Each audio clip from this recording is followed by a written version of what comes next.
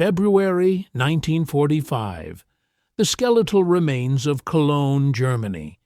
Through the haze of falling soot and cordite, a German Panther tank crew waits in a calculated ambush. They are the masters of this ruined landscape. For 2 years, they have hunted American Shermans with the clinical efficiency of an apex predator. They know the math. The American tanks are faster, yes, and they have the numbers, but they are fragile. One hit from the Panther's high-velocity 75mm gun, and the Sherman doesn't just stop. It incinerates. They call them Ronsons. They call them Tommy Cookers. To the German tankers, an American armored column isn't a threat. It's a target list. The gunner settles into his optic, breathing slowly. He sees a new shape rounding the corner. It's wider, lower. The turret is massive, cast in heavy, rounded steel. He doesn't recognize the silhouette, but it doesn't matter. He lines up the shot, whispers a prayer to the god of kinetic energy, and pulls the trigger. The muzzle flash blinds the street for a fraction of a second. The shell screams across the gap, striking the American tank dead center on its thick frontal plate. In any other month of this war, that would be the end of the story. There would be a plume of black smoke, a frantic scramble of burning men from hatches, and another victory for the Reich. But this time, the script changes. The shell doesn't bite. It screams as it ricochets off the armor, spinning harmlessly into the rubble of a nearby building.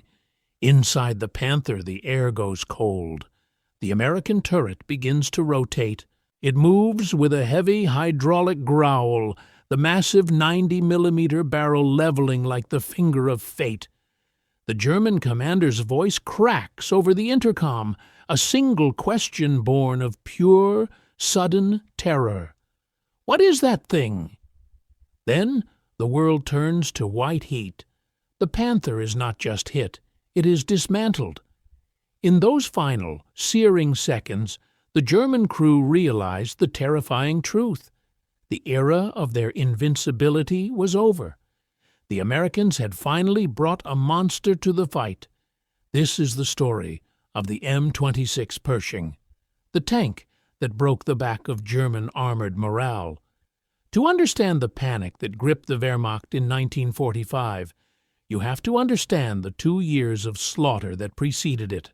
From the deserts of North Africa to the hedgerows of Normandy, German armor didn't just win, it dominated.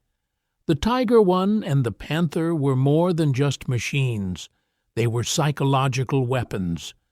The Tiger's 88mm gun could pick off a Sherman from 2 kilometers away, long before the American crew even knew they were in a fight.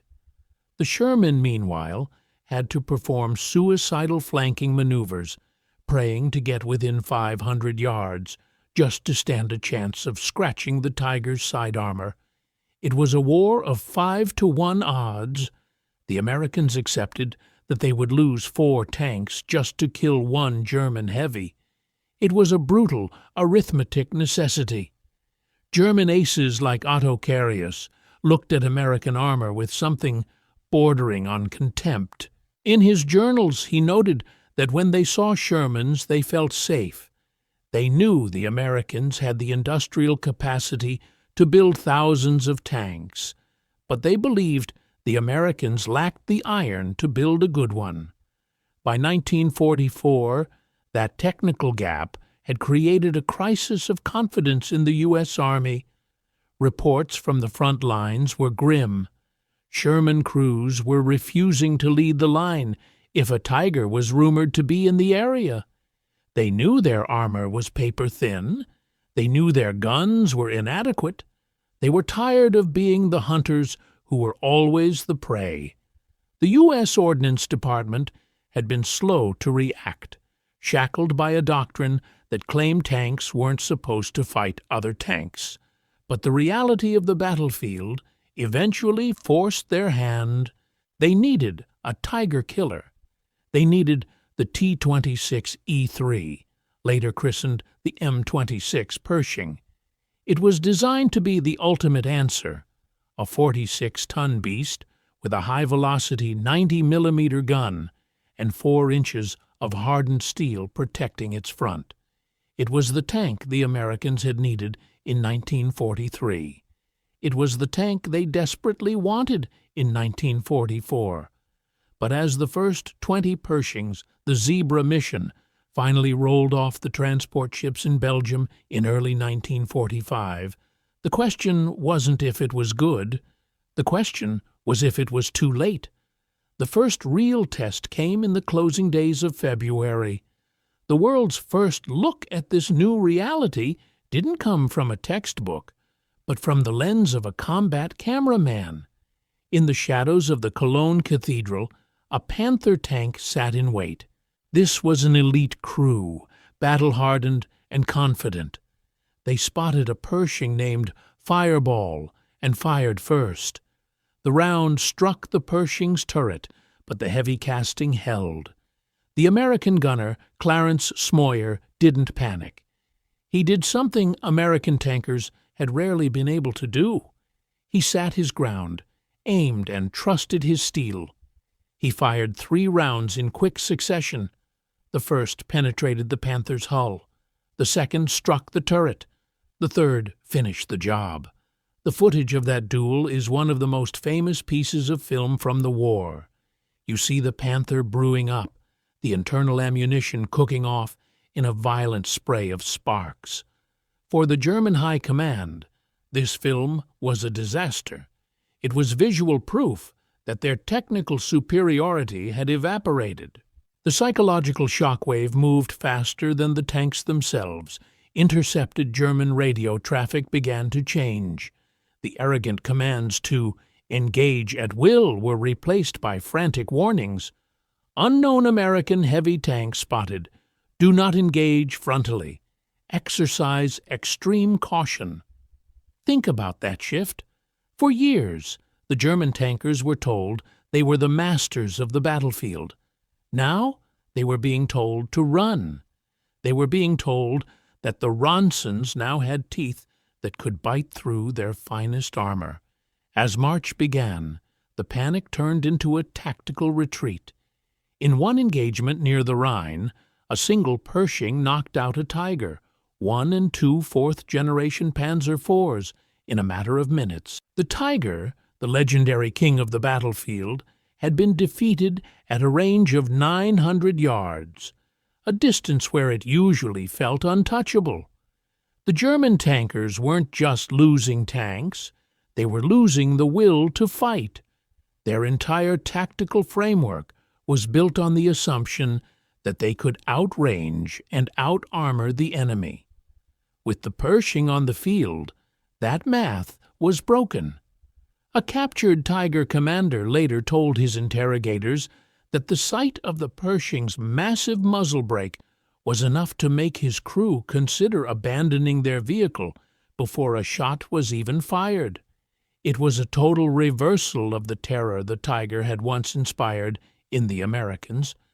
But beneath the tactical victories lay a profound tragedy.